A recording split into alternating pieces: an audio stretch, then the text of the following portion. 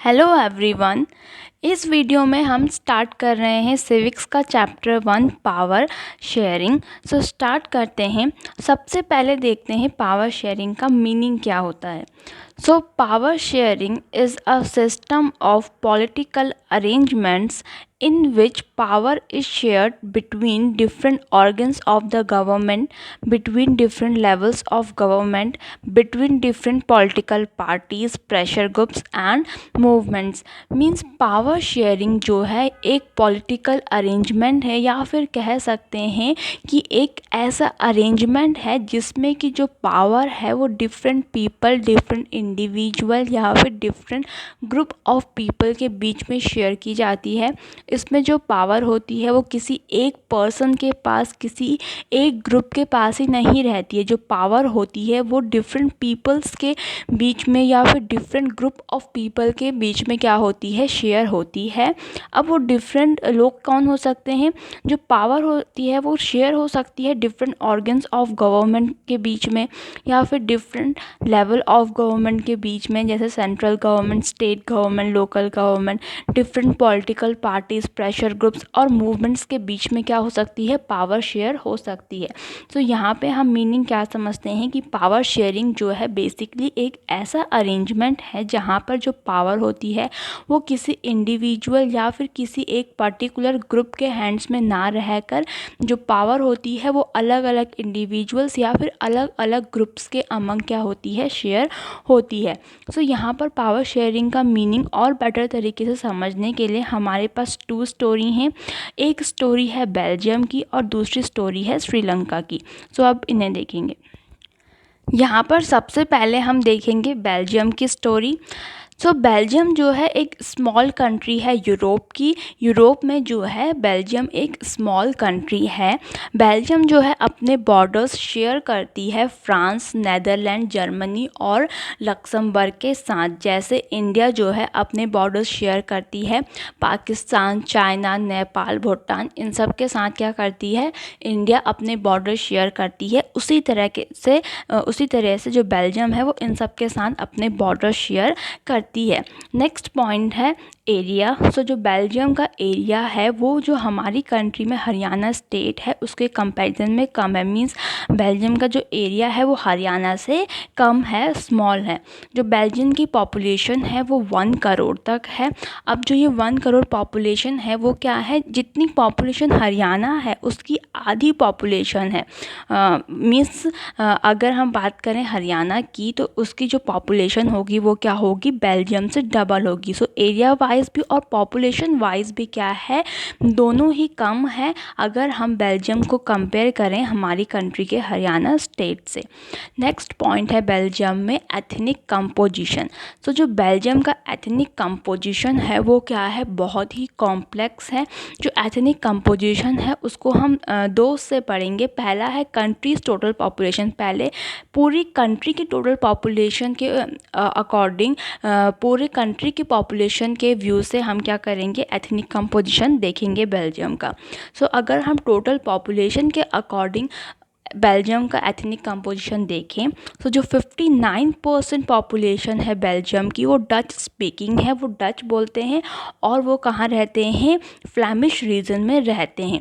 वहीं जो 40% पॉपुलेशन है बेल्जियम की वो फ्रेंच स्पीकिंग है, मीन्स वो फ्रेंच बोलते हैं और वो वॉलोनिया रीजन में रहते हैं। फ्लैमिश और वॉलोनिया क्या हैं, बेल्जियम के ही अलग अलग एरियाज़ हैं, अलग अलग रीजन हैं। तो जो 59% डच स्पीकिंग पीपल हैं वो फ्लैमिश रीजन में रहते हैं।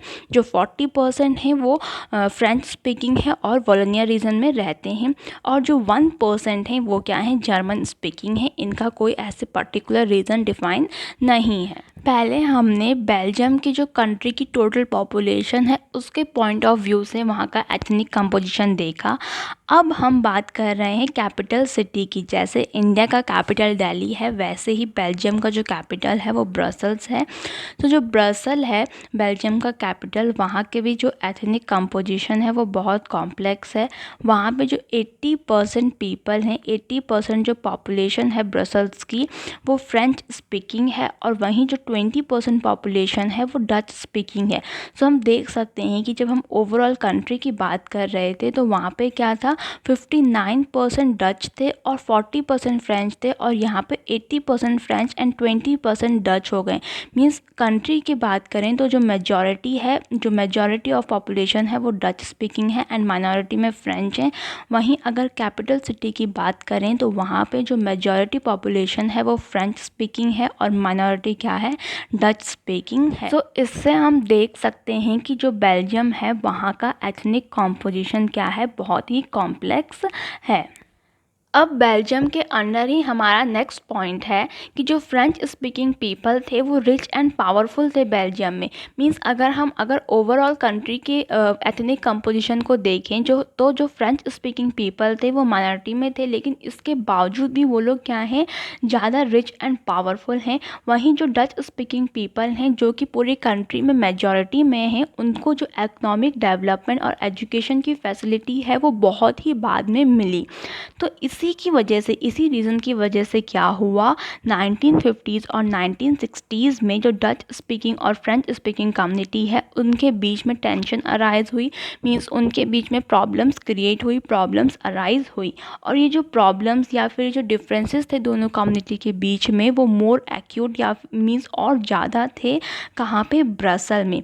ब्रसल में ये जो टेंशन है, ये जो प्रॉब्लम है, उसका ज़्यादा होने का रीज़न क्या था कि जो डच स्पीकिंग पीपल हैं उनकी जो पूरी कंट्री में क्या है, majority Dutch speaking people constituted majority in the country. Means अगर हम कंट्री की पॉपुलेशन देखें तो वहाँ पर जो डच स्पीकिंग पीपल हैं वो मेजॉरिटी में है, लेकिन वहीं कैपिटल में क्या है, वो माइनॉरिटी में हैं।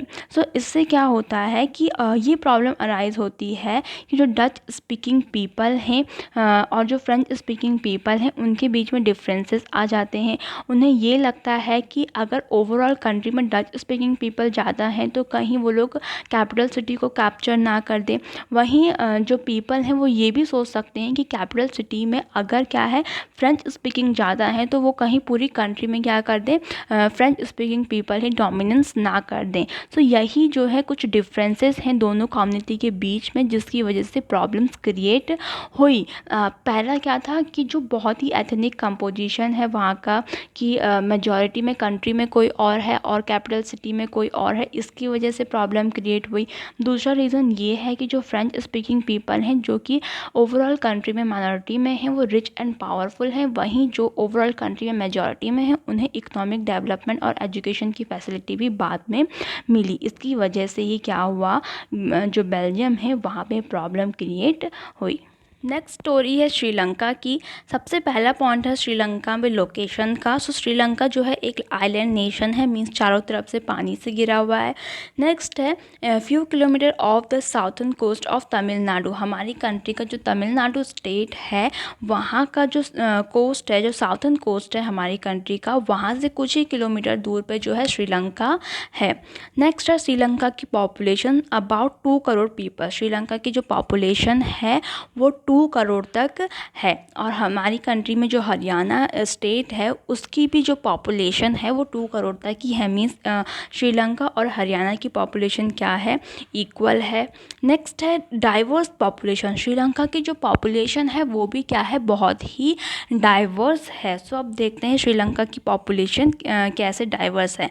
तो श्रीलंका में जो 74% पीपल हैं वो सिन्हाला स्पीकर्स हैं। मीन्स वो लोग क्या बोलते हैं, सिन्हाला लैंग्वेज बोलते हैं, और ये लोग क्या हैं, बुद्धिस्ट हैं।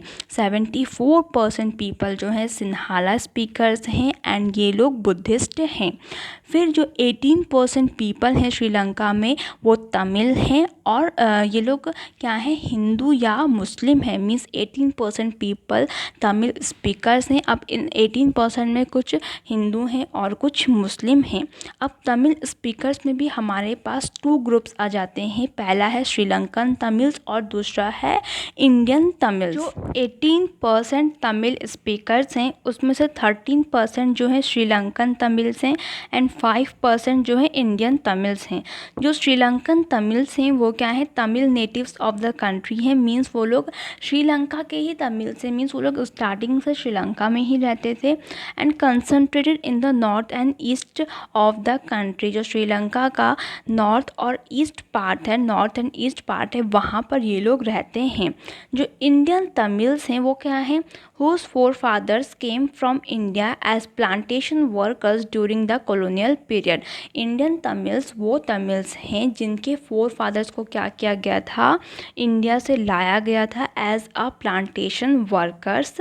और इसीलिए ये लोग क्या हैं, इंडियन तमिल्स हैं, क्योंकि इनको इंडिया से लाया गया था, इनके फोरफादर्स को इंडिया से लाया गया था और उसके बाद ये वहीं पर बॉर्न हुए, इसीलिए ये लोग वहीं पे रहते हैं और इसीलिए इन्हें इंडियन तमिल्स कहते हैं। जो 13% हैं वो श्रीलंकन तमिल्स हैं एंड जो 5% हैं वो इंडियन तमिल्स हैं। सो पहली कैटेगरी 74% की थी जो कि सिन्हाला स्पीकर्स थे। देन 18% जो थे वो लोग तमिल स्पीकर्स थे। तमिल स्पीकर्स में हमारे पास 2 कैटेगरी हैं। अब जो थर्ड है वो है 7%। सो जो 7% पॉपुलेशन है वो क्या है, क्रिश्चियंस हैं। क्रिश्चियंस हैं ये लोग, लेकिन क्रिश्चियंस में क्या है, ये लोग बहुत तमिल भी हैं और सिन्हाला भी हैं। मीन्स पहले जो थे हमारे सिन्हाला स्पीकर्स बुद्धिस्ट थे और दूसरे में क्या थे, जो तमिल स्पीकर्स थे वो तो हिंदू हैं या फिर वो लोग मुस्लिम हैं। लेकिन ये जो 7% पीपल हैं वो क्रिश्चियन हैं और साथ ही साथ में ये लोग क्या हैं, तमिल स्पीक भी करते हैं और सिन्हाला भी स्पीक करते हैं। सो यहाँ पे हम देख सकते हैं कि जो श्रीलंका का पॉपुलेशन है वो क्या है, बहुत ही डाइवर्स है। सो ये दो हमने स्टोरी पढ़ी, बेल्जियम और श्रीलंका, जहाँ पे हमने देखा कि दोनों में ही जो डाइवर्सिटी थी वो बहुत ज़्यादा थी। मीन्स दोनों ही कंट्री की जो पॉपुलेशन है वो बहुत डाइवर्स है। सो कैसे इन्होंने जो है इन दोनों इतनी ज़्यादा डाइवर्स पॉपुलेशन होने के बाद भी कैसे इन्होंने जो है गवर्नमेंट बनाई, क्या इन्होंने स्टेप्स लिए, क्या इन्होंने मेजर्स लिए, ये क्या है हम नेक्स्ट वीडियो में पढ़ेंगे। सो आज की वीडियो यहीं पे ख़त्म होती है। आई होप ये वीडियो आपके लिए हेल्पफुल रही होगी। अगर ये वीडियो आपके लिए थोड़ी सी भी हेल्पफुल थी या फिर अगर ये वीडियो आपको पसंद आई तो प्लीज़ मेरे चैनल को सब्सक्राइब कीजिए, इस वीडियो को लाइक कीजिए और अपने 10th क्लास के फ्रेंड्स के साथ भी इस वीडियो को ज़रूर शेयर कीजिए। Thank you.